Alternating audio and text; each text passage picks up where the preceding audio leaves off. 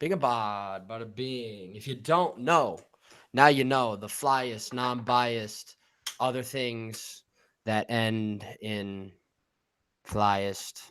Who the hell knows? What's up, guys? My name is Davidson Baker. I am the host of this podcast you have probably accidentally clicked on for the night. And if so, I'm sorry. But here we are. And boy, do I have a special guest joining me tonight. The man, I had him on my Around the Cage podcast a few weeks ago. So many people come on and off that podcast that I cannot come up with how he did because I don't remember. However, one of Sherdog's finest writer on their very talented staff, as well as for the good guys over at On Point MMA, Mr. Anthony Walker joins the program for the first time. My man, let us know how you are doing today. I'm good, man. Happy to be here with you today. Definitely should be a good time. And for the last time we worked together, I was robbed. I came in second place. I should have won. I'm still upset about it. I want all the smoke. I'm angry. Hey man, I want all the smoke now too because I don't know if you've seen like what they've done to the show now. They've Mr. Mike Heck is now the host. I'm now like on they do it like they have a permanent panel now. Like it's me, Keith, Craig Allen from Fight Night Picks, and then Mike Heck hosts it, and we do like an alternating guest every week. I came in as a runner up last week, man. I must say, I feel the level of hostility that you have. I feel it, man. I, It I it, should have won. doesn't feel good, does it? And, I kind of sit back and lean away, being that I was the one pulling the trigger on that last time. So It's called apologize. karma. It's called karma. That's what it is. Well, I'm pleased to be joined by Mr. Walker tonight on the program. I'd be lying if I said that we have a lot to get to. We really don't. But just enough to squeeze in some time on the airwaves. Going to be talking a lot about a huge light heavyweight contest this weekend between Alexander Gustafsson and Anthony Smith. We're going to talk about Volkan Ozdemir and Ilir Latifi, but as of about 2.5 hours ago, that fight's not happening. With that fight in the lineup, that was like a mini light heavyweight Grand Prix per se. However, now we kind of just have to make do with what we have. And in the meantime, before that, got some news going on in the UFC, MMA. A lot of guys getting their pink slips this week. Elias Teodoro, Justin Willis being amongst the few. I know Justin Willis was the first one to go. Someone expressed that they believe a narrative similar to how Yair Rodriguez's situation went down might be imminent here, is that, they came to disagreement. They didn't see eye to eye on one thing, and this particular person, who I will not mention, believes that Justin Willis will be back on the UFC roster within a week or two's time. Your thoughts on how that has transpired, and if you agree with that? I agree with that. I mean, we've seen the UFC do things like this before. We saw with Yair Rodriguez, as you mentioned, another forgotten about chapter in mixed martial arts was the sudden firing of everybody at AKA over the video game rights. Man, Um, and that was resolved within days. So I think this is something that will resolve itself. I mean, Justin Willis, although he is definitely not knocking on the door for a title shot, he's still competing in a comically thin heavyweight division. It just needs bodies. You need people who, and he's good on the microphone too. He's somebody that can try to drum up some interest in a fight that otherwise would have zero interest to it. You want to keep a guy like Justin Willis around just to fill out a roster spot when you have 41 cards in 1 year. So Justin Willis will be back on the UFC roster before long. I'd be very surprised to see him anywhere else anytime soon. that thought crossed my mind whenever I first saw that he was cut. Is it weird that I wasn't totally surprised? It's like, yes, you see all of the decoration surrounding what pen puts to paper when surrounding Justin Willis right away. 4-1 in the UFC. Uh, looked good again. Looked good against Mark Hunt. I always say good like with asterisks because I think Justin Willis came to fight that night. I don't think Mark Hunt did. And then the fight before that, I think, was Chase Sherman. I think it would take 3 semi trucks to finish that guy. Say what you want about Chase Sherman. That guy's chin is made of igneous rock.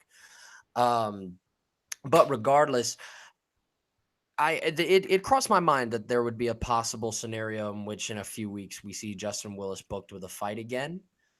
However, I wonder, Do you like have any clues or maybe hints as to, just from your perspective or what you believe, um, speaking straight off, making hypothesis, what could have been?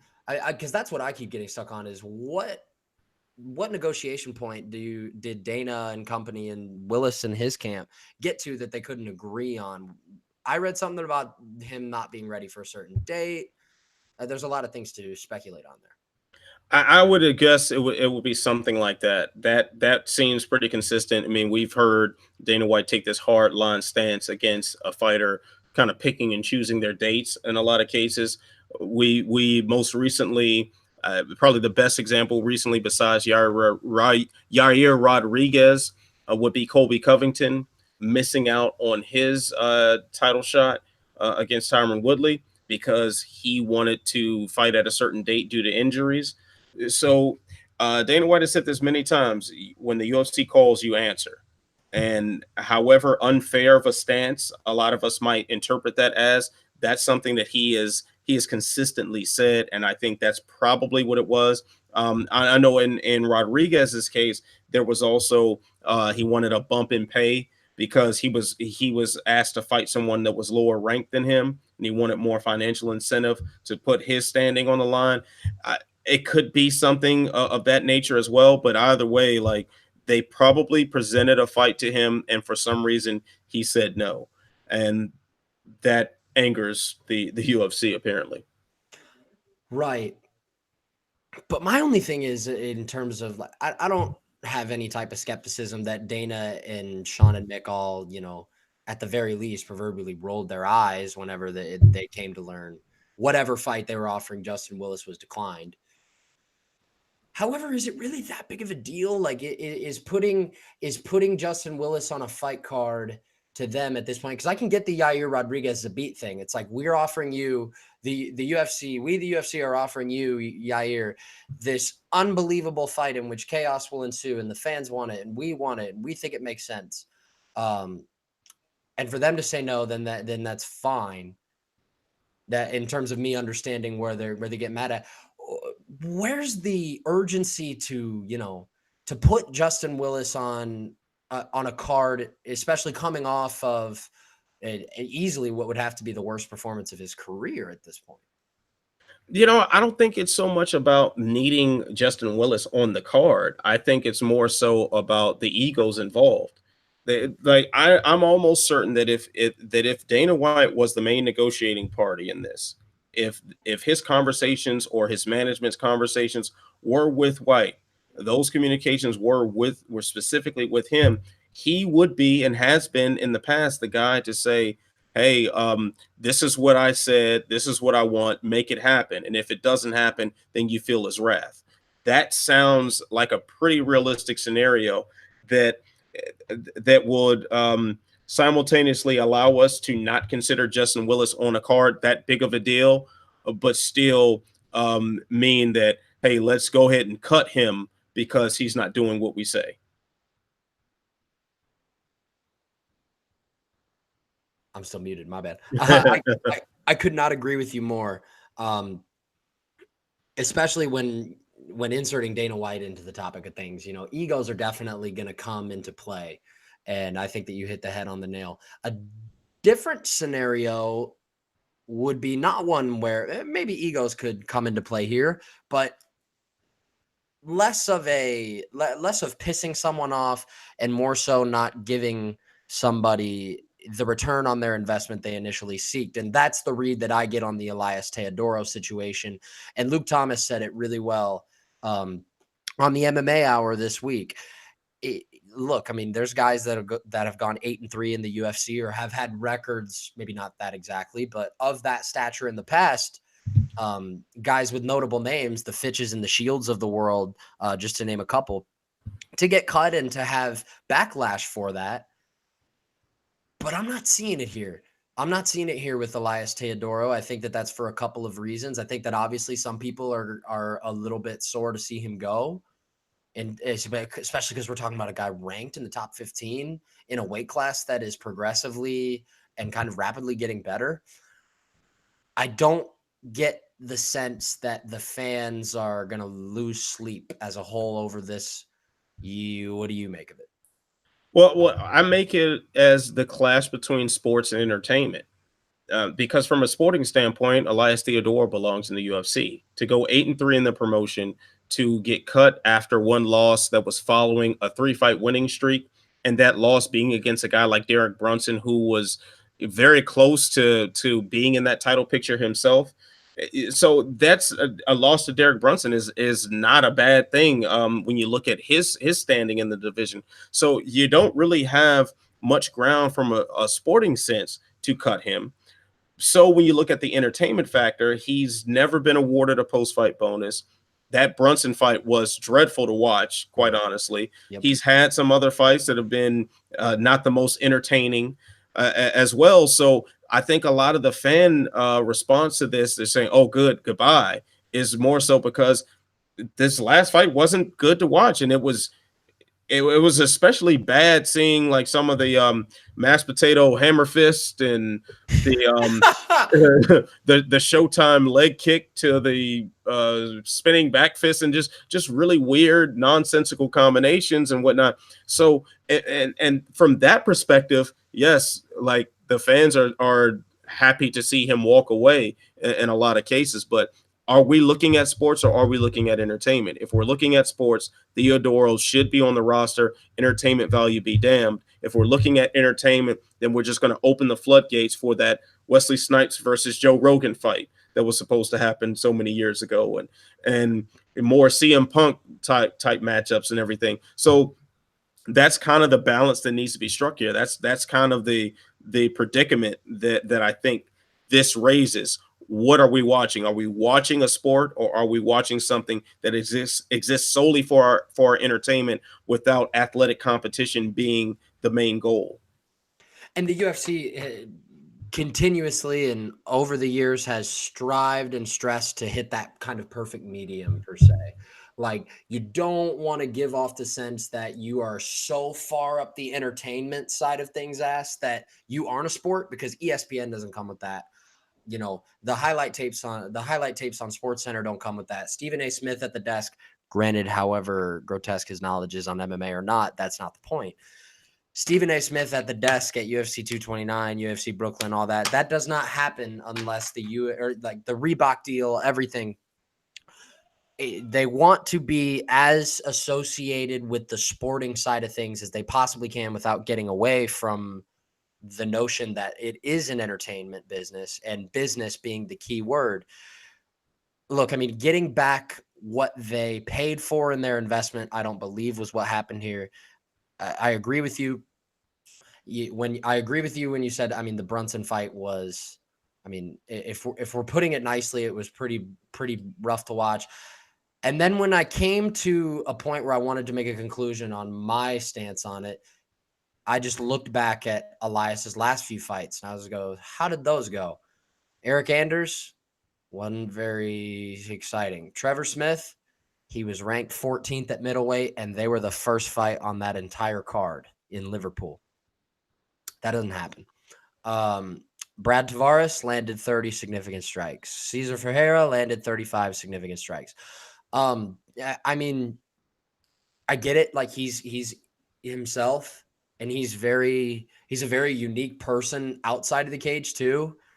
But it seems to me that the memo was not received because he had 11 fights, an 11 fight wide sample size to try to maybe appeal to some of the other fans. And maybe he just doesn't care, but that didn't happen at the end of the day, and he got his walking papers.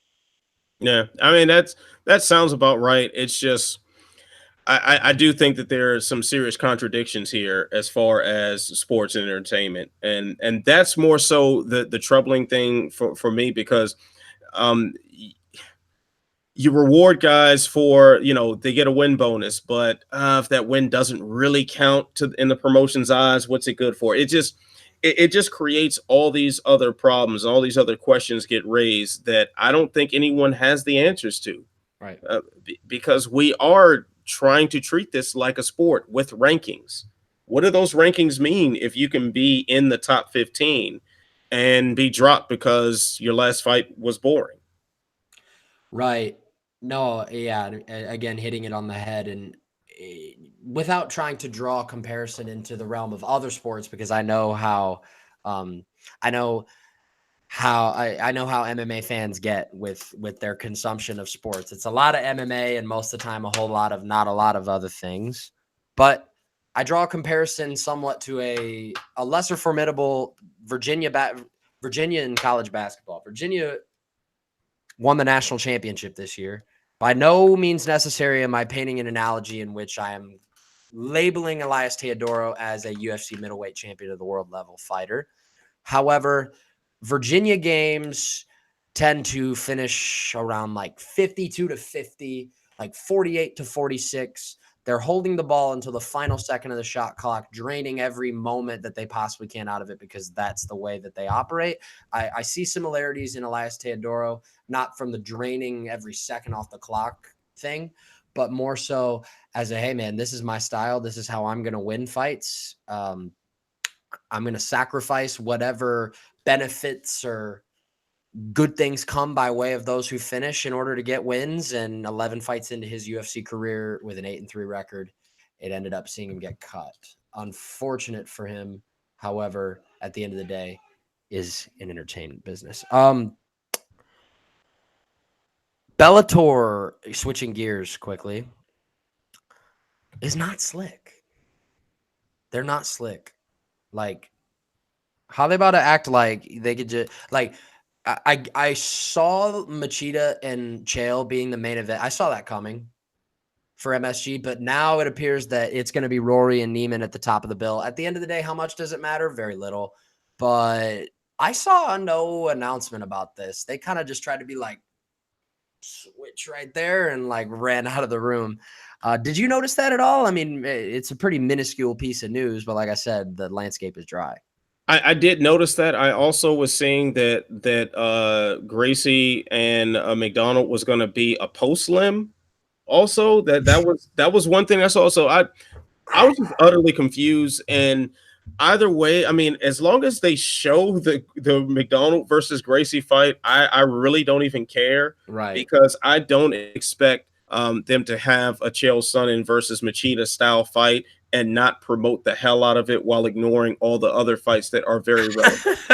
I that would defy everything I expect from Bellator, and I'd be honestly at this point I'd be kind of disappointed if they did that. Oh man.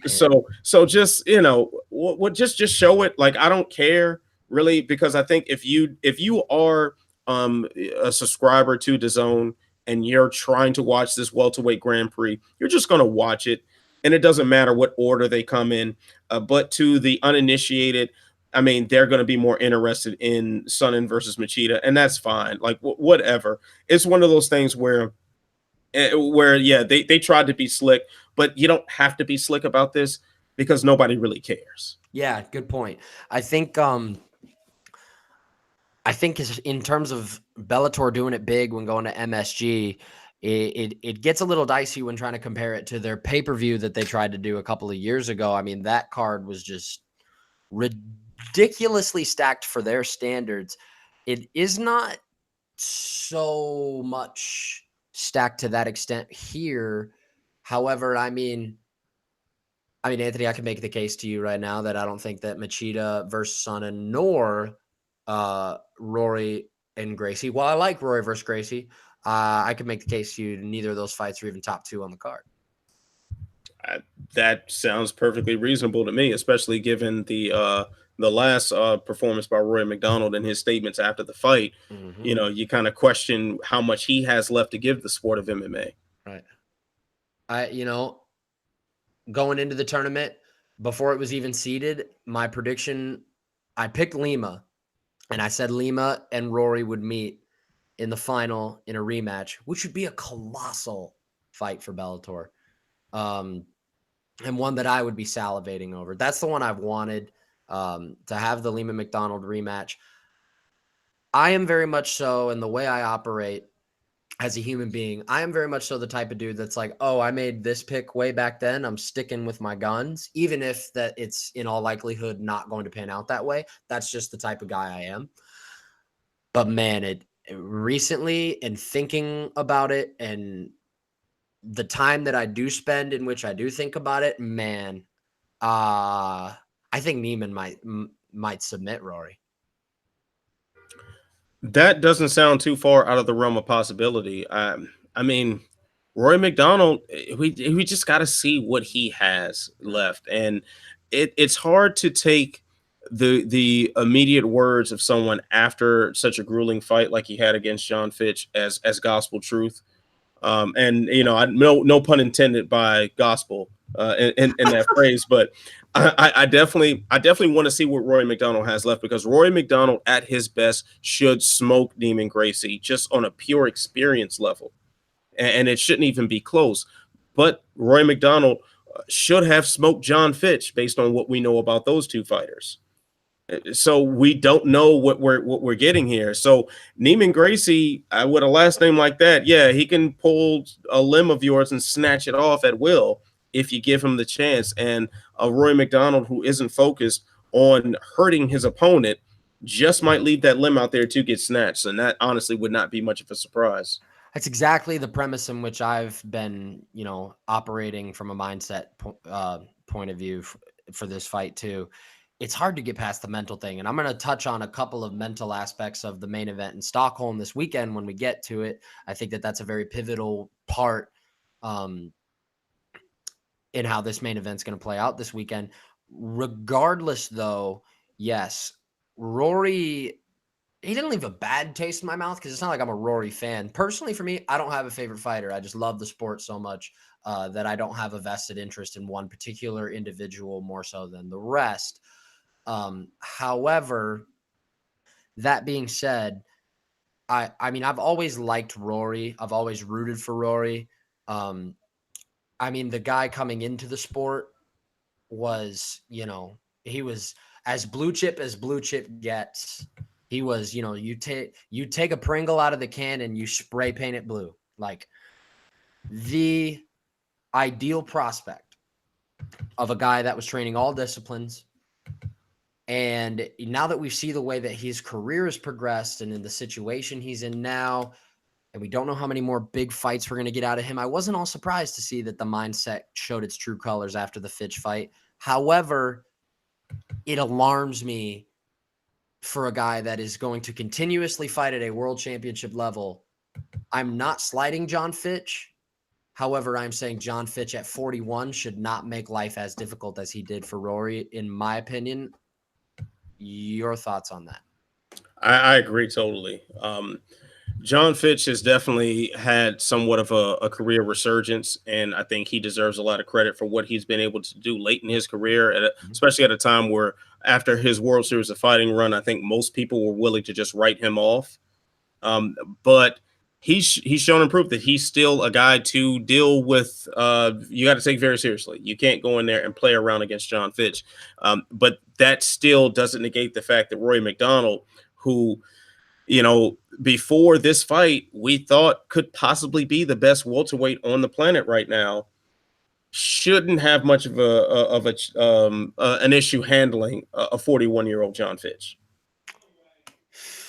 No, and then the topic of conversation in which you dive into Rory advancing because of, the fact that he's a champ is a conversation for another day. However, I mean, I'm excited about that card. I like Bellator on Friday nights. I like how it would have made sense for them to jump for the Saturday, given the fact that there's no UFC that weekend. But I like the Bellator Friday nights. I like when they kind of try to stay in their lane per se, without any disrespect, trying to be shown there. Switching gears, PFL. I've taken a very vested interest in PFL from stripping it down completely naked, from the production to the commentary to the quality of the fighters to the quality of the fights, because it's not a secret that the PFL didn't just show up, do their thing last year, and they're going to be around forever. This is still a work in progress for many reasons why. I think that they have done a solid job this far. What do you think? I've heard things not too promising about their future financially. Yep. But as far as the product itself, I don't think you can really complain. They have a very good group of fighters. They put on exciting fights. There's also clear stakes attached to every fight. You know where everything stands. It's the format is fresh. It doesn't feel like the typical Saturday where everyone's wearing Reebok and you don't know who's who, and they just fight and there's no clear stakes to what's going on. In this case, you know this guy wins and he does it in this fashion, with this amount of time left on the clock. Then hey, he has this many points and he can make it into the playoffs and win $1 million. Like those set of stakes are so concrete and so exciting and such the alternative to what we're used to seeing. I mean, remember when Bellator had the tournament format, and while they stuck very closely to it under Bjorn Repney, there were flaws to that system. There were some inconsistencies, and there were things that just didn't make sense, like your champions taking non-title fights ahead of the tournament finals and stuff. So there were some things to wonder about, and PFL has kind of their format has cleaned that up, and their format has created something that makes a lot of sense. The problem is, are enough people watching? Are they making enough money doing it? And those are other questions. Right. And questions that have kind of a murky peripheral with the whole no matter what, 6 guys must end every year with big $1 million checks the size of Buick LaCrosses. That's not going to help things on the books ever. However, I like the product they're putting out. I hope that they sustain, primarily because I like the fact that ESPN has, kind of doubled down with the whole combat sports thing and really meant what they were saying after John Skipper left, which is just so ironic because John Skipper for his entirety in his tenure at ESPN was so anti-covering MMA and stuff, and now he's with the Zone. I mean, you know, another conversation. Quickly though, I just have a question for you before we Yeah, what's dive up? into the recent fight bookings, man. When did you start writing for Sherdog? I started writing for them. I think like a year and a half ago, maybe, or something like that. I initially was doing a podcast. I started a podcast with my buddy Jules called Fight Nights, and TJ DeSantis, who was in charge of Sherdog Radio, liked it. You know, we started working with him.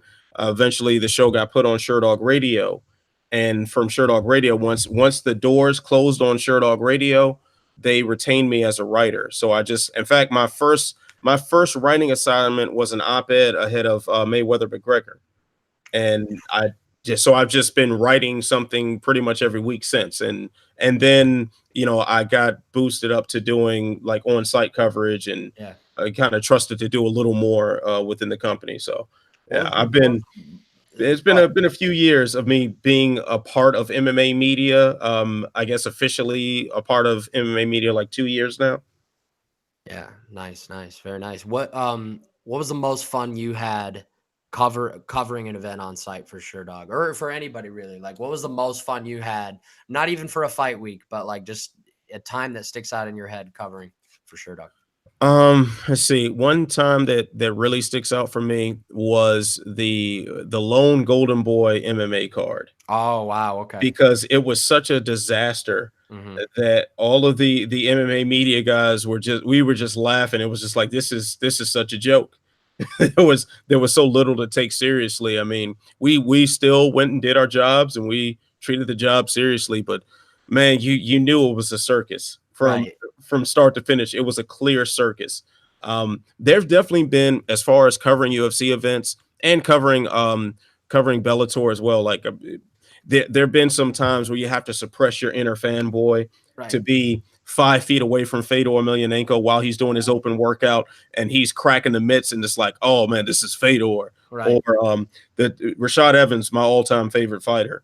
The time I interviewed him and I was inside just giddy, just oh my gosh, Rashad Evans. But I held it down, professional. right. So you have some moments like that, but and I think it's important too. Every so often, you know, stick to doing your job. Don't lose control of what you're doing.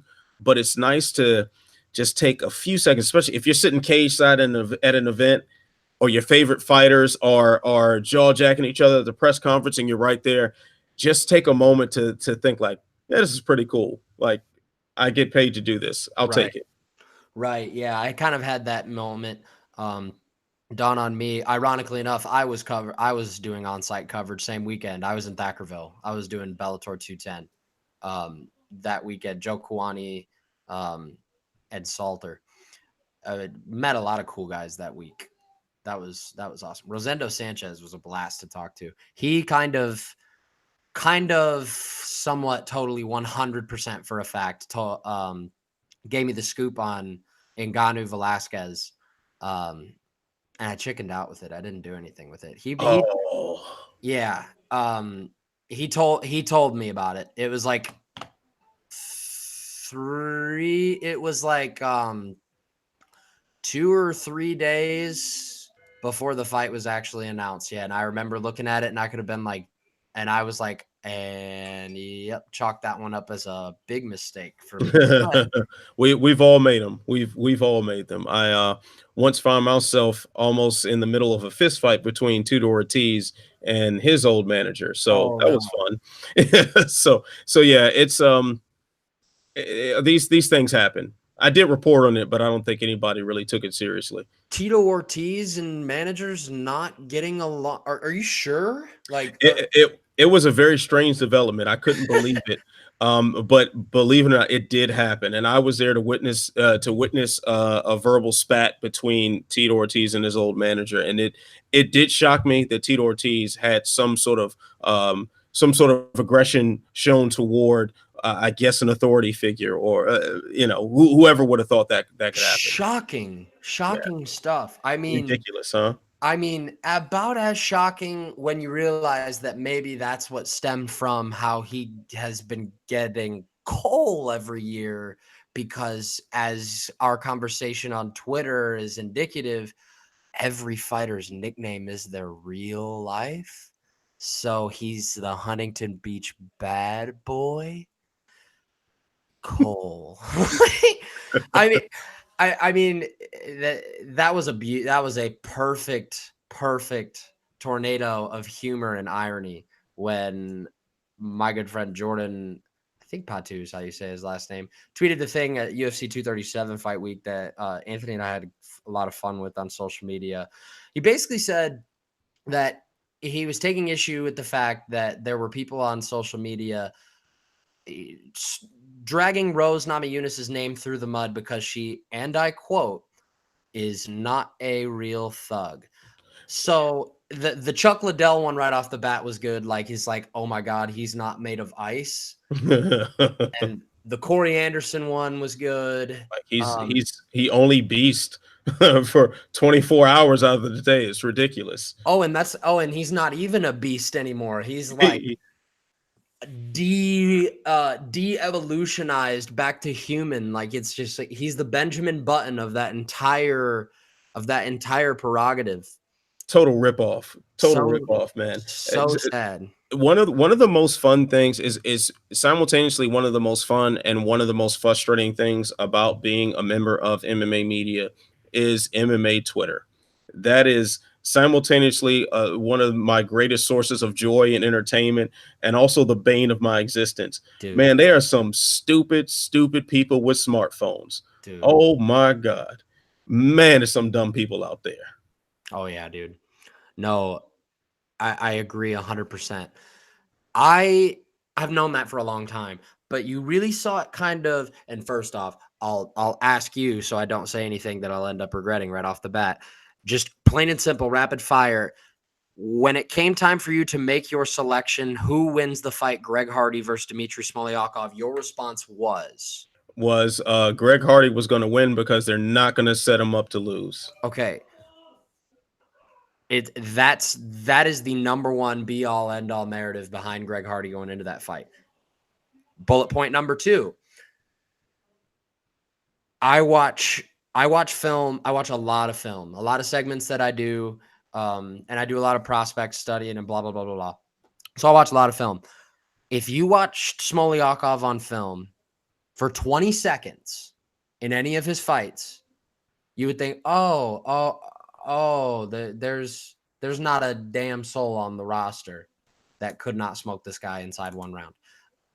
Says he was a Russian master of sport and wrestling. Yeah, call him bullshit. Don't believe it. Like, I think it's a lie. Like, but I remember your tweet about that actually. The master of sport and wrestling. I remember seeing that and thinking like, I'd come from the fitness industry too, man. right. There's a lot of bullshit certifications you can get. I can get a certification to say anything, man. I can get certifications to say that I'm a master of wizardry or something if I wanted to. It doesn't mean anything. Like a lot of that doesn't mean anything. Just a brief personal story here. The fitness studio that my wife helps run, they had some clown associated with that place that had all sorts of just total nonsensical combat sport certifications on his resume. I looked, I was like, oh, that doesn't actually exist. Like this isn't a thing. These people exist in all over the world. It's a lot of fraud certifications. Don't believe everything you hear. When the UFC had to dig in the bottom of the barrel to find a guy who washed out of the UFC to fight Greg Hardy, that should have told you something. They found a guy who was barely on the UFC roster, and Greg Hardy had trouble handling him. So you had to dig deeper in the pile to find someone that Hardy could beat, and Smoliakov was the guy. Especially being that his prior two fights, he did not lose, was finished by Cyril Asker and Luis Enrique. Last I checked, they haven't done so well in the UFC. Right. So And his fight to get back into the UFC was a submission win over a guy who was sub 500. So that just shows you exactly what Smoliakov was there for. right. And real quick, I'll parlay into asking this question before we get into bookings and go through the Stockholm, because don't want to keep too much time rolling off the clock. Were you surprised when you found out that they booked him against Adams next? Because I was pleasantly surprised.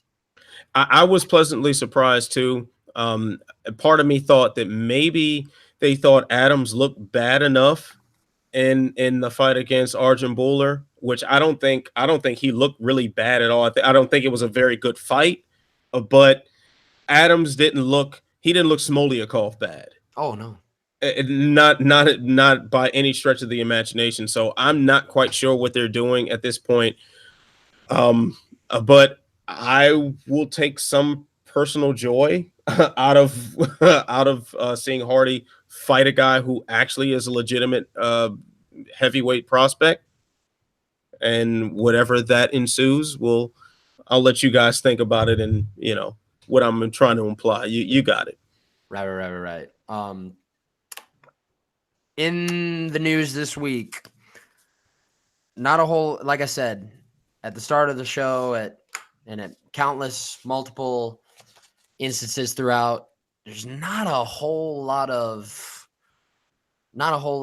print-worthy things going on in MMA this week. A little bit of a slow week. However, there were some pretty big fight bookings going down. One fight in particular, I could probably go on the record. Yeah, I could probably go on the record and say is the biggest non-title fight in UFC women's featherweight division history, between Chris Cyborg and Felicia Spencer, July 27th. That's going down Edmonton, Alberta, Canada. I've read that they are going as far as to say that it is the co-main event. Have you read the same thing? I've read that as well, and I wouldn't be surprised if this was a co-main event. This sounds like a worthy co-main event. Chris Cyborg has main evented and co-main evented plenty of cards, so why not? No, I'm with you. I don't have any problem with its spot on the billing, especially because I didn't think that with the nature in which the schedule is going to get pretty meaty here soon, and how, if you honestly think about it, if you look forward, 238, 239, 240, 240, 241, 242. And even some good friends of this show in particular even have said 243, Israel and Rob, is materializing too. So you've got, if the sun shines the right way, your next 7 main events for pay-per-views, done, figured out. That's saying if Israel and Robert are October 5th in Sydney. That being said, it makes a lot of sense to put Cyborg and Spencer as the co-main event here, because you're not going to put 2 title fights on this card in Edmonton. That was never going to be the plan in the first place.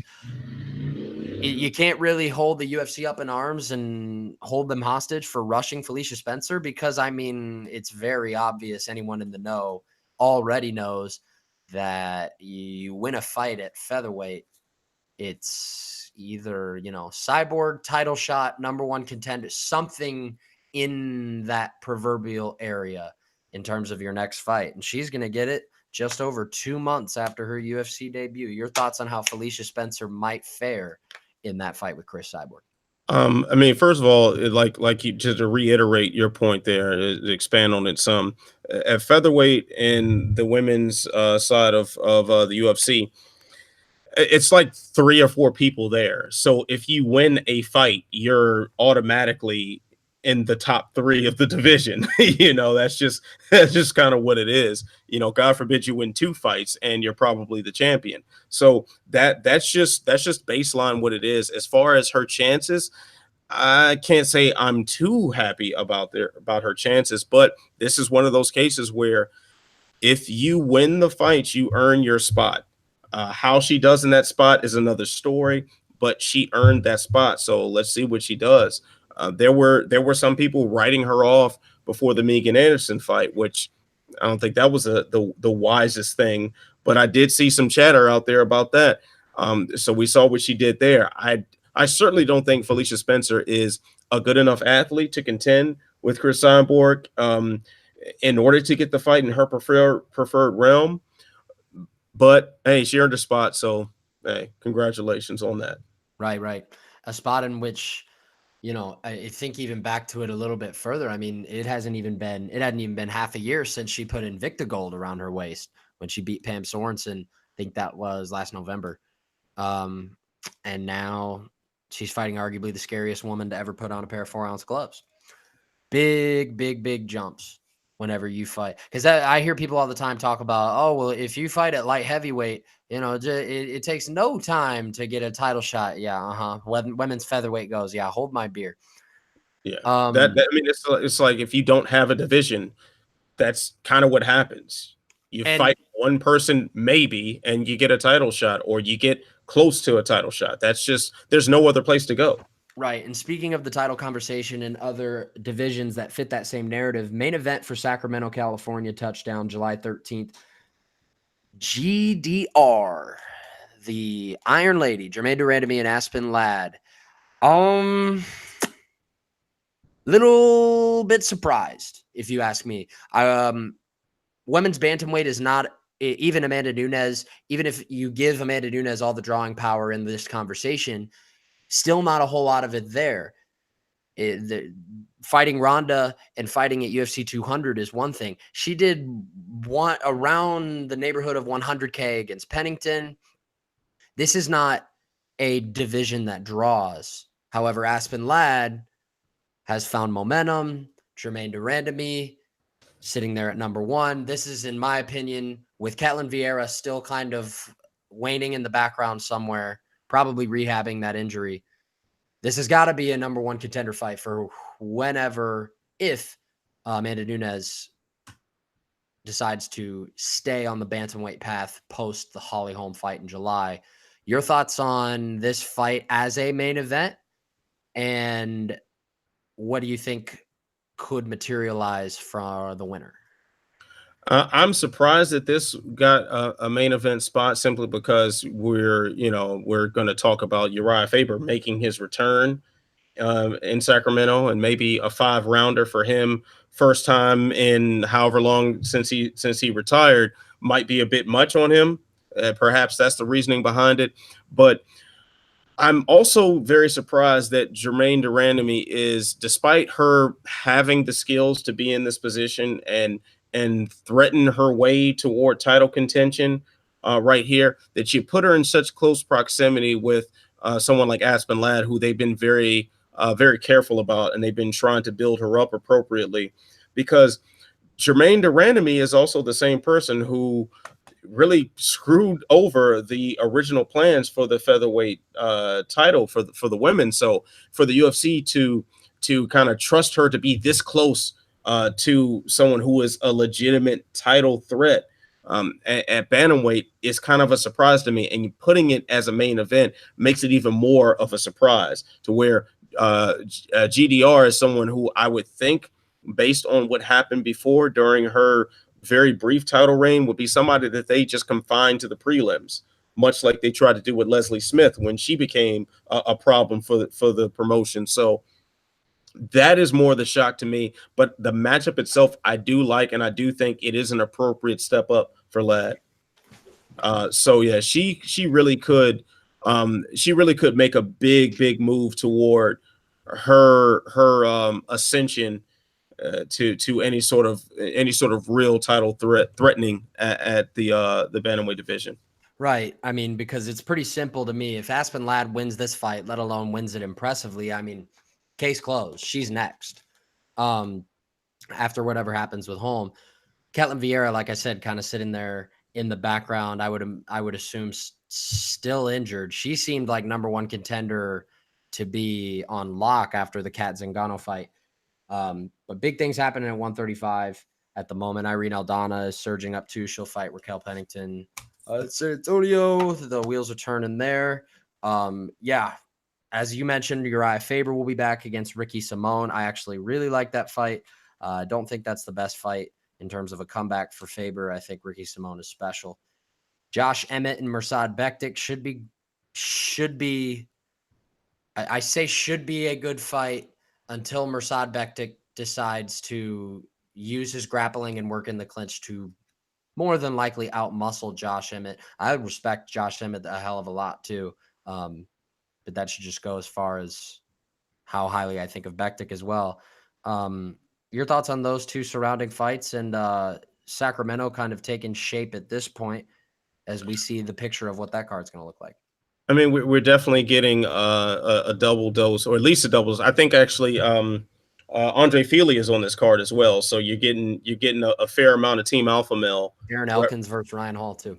Right. So and yeah, and Elkins as well. Yeah. So there's some really good representation of Team Alpha Male on this card, as you would expect in Sacramento. Also, Cody Garbrandt was offered a main event spot as well, but declined it due to health reasons, Wisely. which very good decision on his part.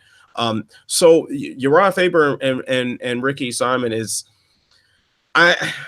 I don't like this as a comeback fight for Faber either. Simon is on a roll right now. Like, Faber has been out for quite some time, and he actually looked like his best days were behind him, as they should be at over 40 years old. It just doesn't seem like the appropriate time to come back in the UFC and start fighting guys who are 26 and surging contenders. Right. It just seems like a bizarre choice, and especially what looks like could be a career defining night for Ricky. To have that happen in Faber's backyard just kind of seems strange. It reminds me of his title challenge against Jose Aldo in the WEC in Sacramento, where it's like, if you know what you're watching, you kind of knew what was going to happen. Right. It kind of sucks that it has to happen in his hometown. Right. Now that's not no disrespect to Faber. I mean, he's one of the greatest lighter weight fighters that's ever been competing in the sport. But he's also of his age. He's also a guy who's been retired, and while he's kept himself in shape and he's still training, he hasn't been competing. And his days of competing, you saw that he lost several steps along the way. So Absolutely. not sure that I agree with this matchup. Yeah, in terms of how smart it is for he and his team to take the matchup. But that's the very point as to why they did take the matchup. Whenever they were asking him about his grappling with, Nicky Ryan, I mean, he sounded every bit as confident that he was going to win. That wasn't ever going to happen. But that's just who Uriah Faber is. It's how he's always been. You get Dominic Cruz tapped in a guillotine one time. I mean, you're going to have unwavering confidence to beat him in the second and the third fight, even if you ultimately don't. That's just the type of person that Uriah Faber is. And that's the personality and wiring that his body gives off, as to which, oh, that guy that's a bloodthirsty murderer for my comeback fight in my hometown. Yeah. Okay. Like, that's just kind of like how he runs. But as I said, yeah, I mean, the imaginary guy that in Uriah's world, at least, is not there, that would be tapping him on the shoulder and be like, dude, ask them, like, if there's another name. I just really like, what's getting morale up to, that's kind of where what I would think the UFC would want to do for Uriah Faber in Sacramento. Not after UFC 151. They don't. In Calgary. Yeah. We had this one flew past me too. This is the last one, and then we'll go rapid fire picks for Stockholm. It flew past me. I saw today, like, in like a news section, and like the timestamp was from something like 2 days ago. Curtis Blades and Shamil Abdurakhimov in Dubai. It was on MMA Mania and BJPenn.com. No official word from the UFC, but that's at least being talked about. Why Curtis Blades? I mean, what other options are there for him though? Like that's kind of where I'm at with this. Like, this seems more of a matchup out of necessity than anything else, because you look at what's happened in his he, after getting knocked out by Ngannou in that rematch, and then beating Justin Willis, and it's still kind of like a no man's land right now that he's in. You've got Dos Santos and Ngannou already booked up, so you can't try to run it back with Ngannou. You can't try to jump ahead to Dos Santos. Daniel Cormier isn't going to fight him. He's booked as well. So, and Stipe is booked with that. It just, the top names that you would pair up with him are already occupied, and he probably just wants to take one, get a payday. That would be my best guess. Go see some Ferraris and Lamborghinis in Dubai. Right. Yeah. And I mean, this is a pretty big jump for Abdurakhimov. Abdurakhimov. This is a pretty big jump for him, in my opinion. Dude, for him, there is literally no middle ground when he fights. It is either the most boring, awful display of anything I've ever seen, or he's coming out finishing guys. There is no in between with that guy. His fights either suck so much ass or he's winning by knockout. I can't get a read on him. Like, there were a lot of fights for a large part of his career. Many people forget, just because of how irrelevant it was in the grand scheme of things, that he headlined a UFC card with Derek Lewis. And up until Lewis did what Lewis does, that was a dreadful fight. Dreadful. The Arlovsky fight wasn't fun to watch. The Anthony Hamilton fight, probably my least favorite out of the bunch. But then you look at the Chase Sherman fight and the Tabura fight, and those are just boom stoppages. Right. There's no middle ground at all. Stylistically, when you think about that matchup on paper, I think it piques my interest to see. Obviously, I don't even know if I certainly cannot name on one hand wrestlers in the heavyweight division at this moment that can hang with Curtis Blades. I mean, could you name 5 UFC heavyweight divisions that could wrestle with Curtis Blades? Outside of no, I couldn't name 5, because I thought of Cormier and Stipe, the first 2 that came to mind, and then after that, it's like right away. Yeah, like not quite sure. I mean, I think too, maybe this is he is a I'm looking at some of his info now, and I didn't know this, but he's a 5-time Russian national champion in Sandshoe. That sounds exciting. Uh, but I but I would like to think that maybe this is be a good time for Curtis Blades to kind of show his growth. If he's not too worried about the takedown, beyond the fact that he is a fantastic wrestler in his own right, and that he has an opponent that isn't necessarily threatening to set up these takedowns. Maybe he gets to work at striking. Maybe you get to see his work out of the clinch. You get to see some things from Curtis Blades that we don't get to see a whole lot of. And maybe it could just be a showcase for his growth, but I do find it to be kind of a bizarre match to make. I agree. I agree with you 100%. Want to make some picks on these fights? Let's do it. All right. So NBA Finals Game 1 in the wings, and a few buddies of mine waiting. However, I told my man, Mr. Walker, before we went on the air, I wasn't going to cancel this because I was hella excited for this today. And we begin in the main event this weekend with Alexander Gustafsson and Anthony Smith, 5 rounds, 205 pounds, Ericsson Globe Arena, at the home of Alexander Gustafsson. Alexander Gustafsson has lost on home soil before, but that was on a different building. His first time back in the friendly confines of the Ericsson Globe Arena since he KO'd Glover Teixeira with that beautiful overhand right. And now we find ourselves with Gustafsson once again headlining a bill over in the land of the IKEAs, and Anthony Smith as his counterpart. The general narrative going into this fight that I think people lazily have thrown on, and it's like, oh, it's the last 2 guys John's beaten. Yeah, okay. And Z is the last letter of the alphabet. Now, when you want to start using your head a little bit, stylistically, my biggest questions. Because I think this will happen.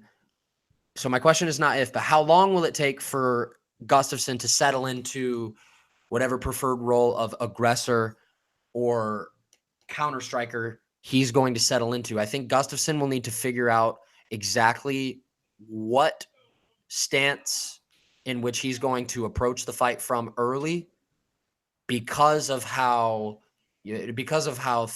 escalated things can get and, jumbled things can get when tangling up with a guy like Anthony Smith. I think the close range battle is important here. I think how Gustafsson operates in the clinch, particularly with uppercuts, is important here. Those are just my kind of stylistic tidbits on the main event, being that that's the only fight on the card I'll go that far into detail for. Anything stick out in your eyes far beyond going 2+2 and saying both these guys fought John Jones last? Well, I think it's fun. It's kind of interesting here that this, in my opinion, will be the true test of what Anthony Smith has to offer the light heavyweight division. Because, granted, this will be what his 5th fight at light heavyweight, and think about how little we actually have learned about him at 205. So, Shogun, well past his prime. Rashad Evans, well past his prime, and if I'm not mistaken, that ended up being his retirement fight. Then he fights Volkan Ozdemir, kind of a grueling back and forth. It looked kind of odd to me at times. The finish looked kind of strange and kind of out of nowhere. And then he fights the greatest fighter of all time and has absolutely nothing to offer and doesn't look like himself in how he approaches the fight. So I just don't think we know anything about what Anthony Smith has to offer the light heavyweight division right now. And I think Alexander Gustafsson is the much more proven commodity. He has been in there with mid-tier guys. He's been in there with guys past their prime. He's been in there with the best and came very close to defeating them, if he didn't defeat them. So I have a hard time leaning in any direction but for Alexander Gustafsson. I think he's also the much more diverse fighter. He's a guy who can not only fight you in the clinch, he can not only fight you at range, he can at any point too decide to take this to the ground and do whatever he wants to you there. If you are someone like Anthony Smith, I mean, think about the Jan Blachowicz fight, and that was Gustafsson was having a little trouble standing up with him and said, the hell with this. He takes him down and he handles business there. There's just too many options for Gustafsson, in my opinion, for him to lose this. I do think, though, Anthony Smith is going to come out with a lot of aggression. The biggest knock on him in the Jones fight, which was something that everybody was looking forward to, was like, okay, this guy's just going to come forward and he's going to try to swing for it no matter what. And that was one of those strange times where that's what the fans wanted to see, and that's probably what would have been the best strategy. And instead, he was frozen almost, and that was a fight I attended, and being in the post fight presser and him saying like, hey, he felt like he wasn't his best self that day. I think those moments are going to add up in his mind to be a catalyst for charging forward, maybe even recklessly. I think if Alexander Gustafsson has that in mind and he's prepared to counter strike, he's prepared to move around, get on his bicycle, and then start pumping up the aggression, when Anthony Smith I would guess, is probably going to gas himself out with the level of aggression he's going to come out with the power that he's going to try to throw with. I say he gasses by the third, and I think Alexander Gustafsson can start really implementing his game plan at that point. Took pretty much the exact premises of my prediction right out of my mouth. I think that is exactly what happens. I think the way in which Anthony Smith comes forward and the aggressive style that he approaches each fight, regardless of who's standing across the octagon for him or from him, add in a couple of ingredients that surround his short turnaround. Give me Gus by third round TKO as well. Is that your pick, third round TKO, Alexander Gustafsson? Yeah, third or fourth round. Yeah, that's like a second half of the fight TKO is what I'm going with. We'll try to blow by these next couple. Now, with the co-main event being canceled, Latifi and Ozdemir is now off. Really important fight for Jimmy Manuwa, losing 3 straight. Don't want to lose 4 straight. And what better man to,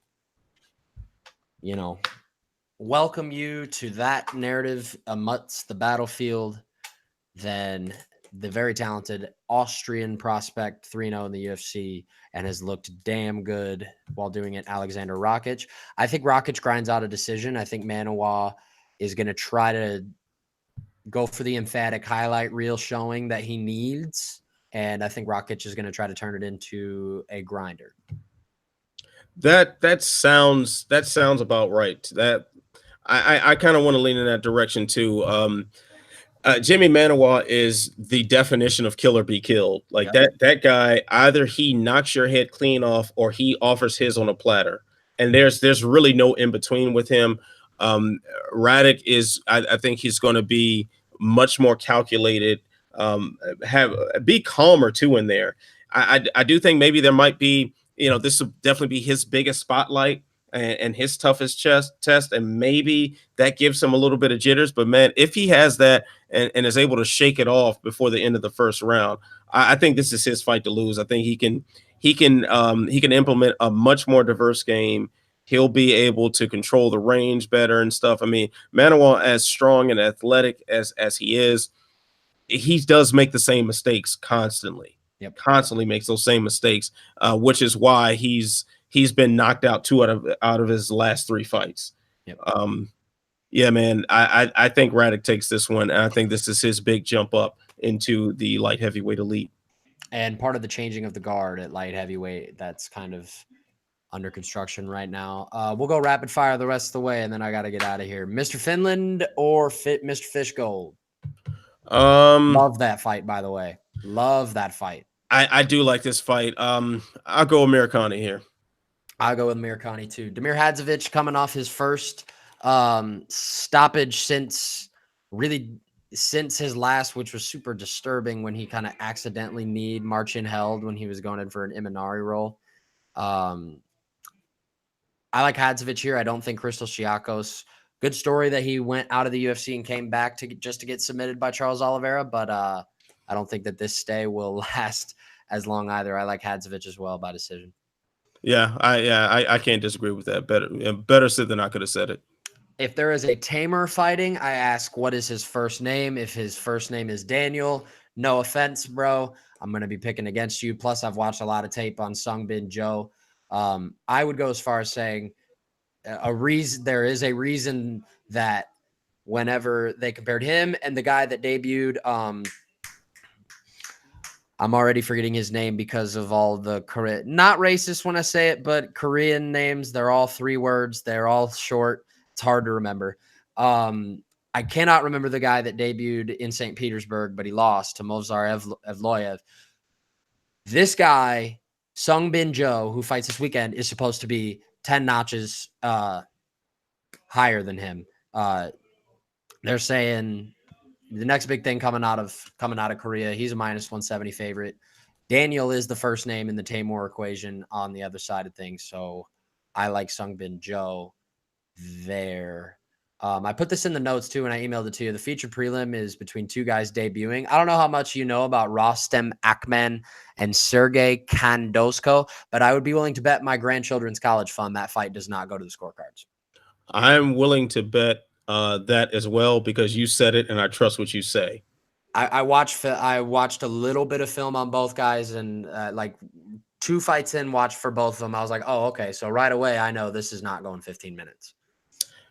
Then that gives me all the incentive in the world to see the opening fight on Right. ESPN Plus. So yeah, I'll take that. Yeah, and and I definitely wanted to just speak my little piece on the Daniel Tamor fight. There's no reason why I would pick a guy to win in the UFC when he is winless in the UFC. 0-3. Yeah. So that just says it all. Yes, sir. Yes, sir. In a fight that will probably result in me taking the longest walk to the fridge to get a beer of all time. I like Tanya Evinger, and I mean, can you we talk about it? She's 0-2 in the UFC, and she's ranked number 12. Well, I mean, she came in with such Yeah. such a head of steam that Right. she was for a long time one of the Oh yeah. best women in that division. So Oh, yeah.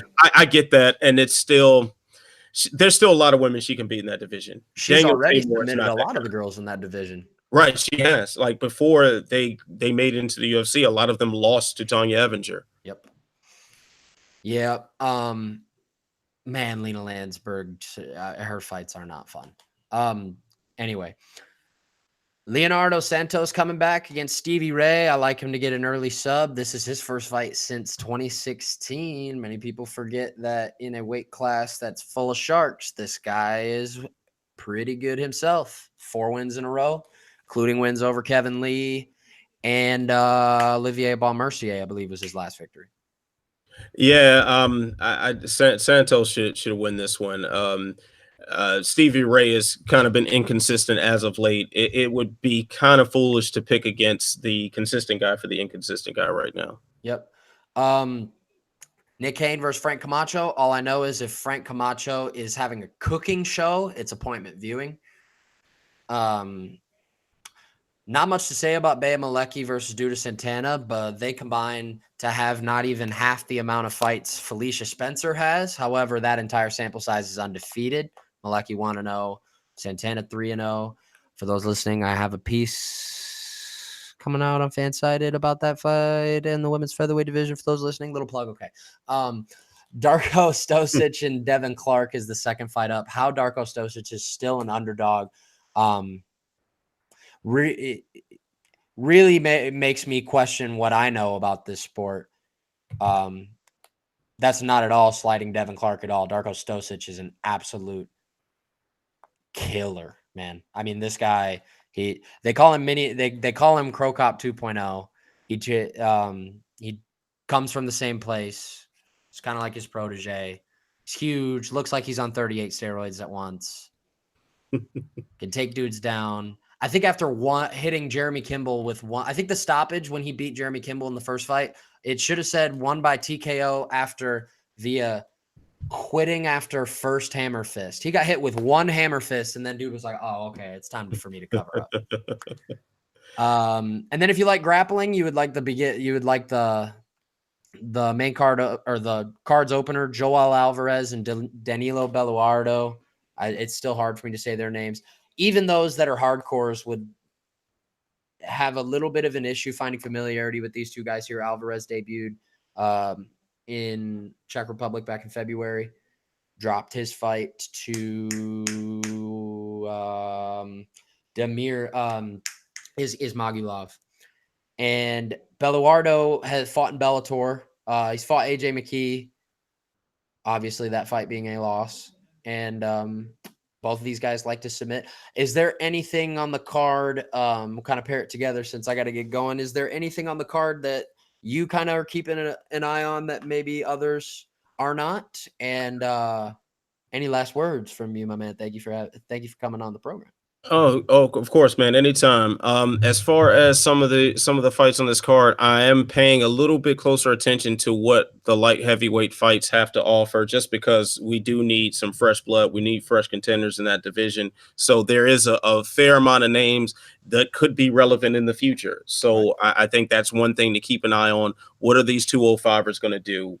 Who's going to emerge as the top prospect of the 205ers that we have here? Of course, Racket is going to be my pick for that. Yep. But anyway, yeah, man, you can find me on Twitter at Ant Walker MMA. So go ahead, follow me on Twitter, because I talk about combat sports and I make a lot of sarcastic things and talk about hip hop, all that shit, and comic books. Who's the greatest rapper of all time? See, that's a tougher question to answer. Now, if we're talking about the greatest lyricist, we're talking about the greatest songwriter. My personal pick for the greatest lyricist of all time will be Royce the 5'9". Wow. Okay, that's not a bad pick at all, man. Yeah, you and I got to get down on top, because I don't know if you know, I'm a producer. Like, I have an album. Oh, really? Yeah, like I have my own album.